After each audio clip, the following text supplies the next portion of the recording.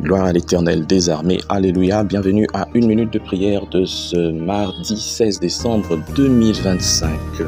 Le Seigneur a mis en mon cœur ce passage de Josué chapitre 13, le verset 1 que je lis au nom de Jésus.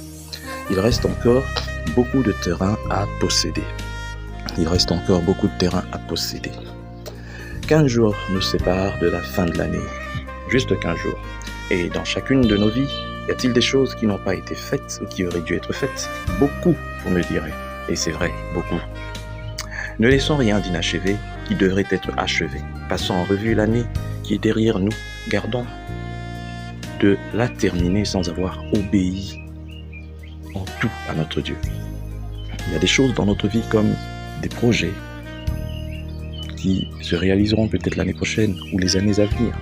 Mais il y a des choses que nous avons promis à Dieu de faire pour lui.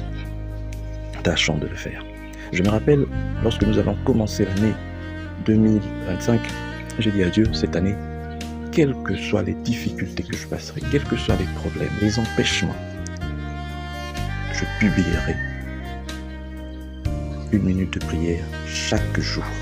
Et aujourd'hui, nous sommes le 16 décembre. Dieu m'a gardé durant tous ces jours.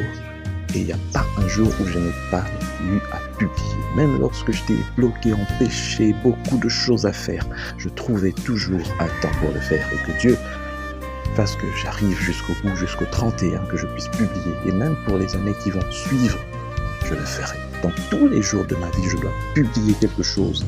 Dans tous les réseaux, parler de la parole de Dieu, de sa bonté. Donner un message par rapport à ce qui met en mon cœur. C'est ça. L'œuvre que Dieu a voulu que je fasse. Et il y a beaucoup d'autres choses, des décisions que chacun a eu à prendre, que cette année je ne ferai pas ceci, avant la fin de cette année je ferai, que le Seigneur vous donne la force de pouvoir l'accomplir. Parce que il y a encore beaucoup de choses à faire. Dans l'évangélisation, dans la propagation de la parole de Dieu, il y a encore beaucoup à faire. Mais je bénis le Seigneur pour ce qui a déjà été fait et que chacun prenne la peine de continuer sur ce chemin.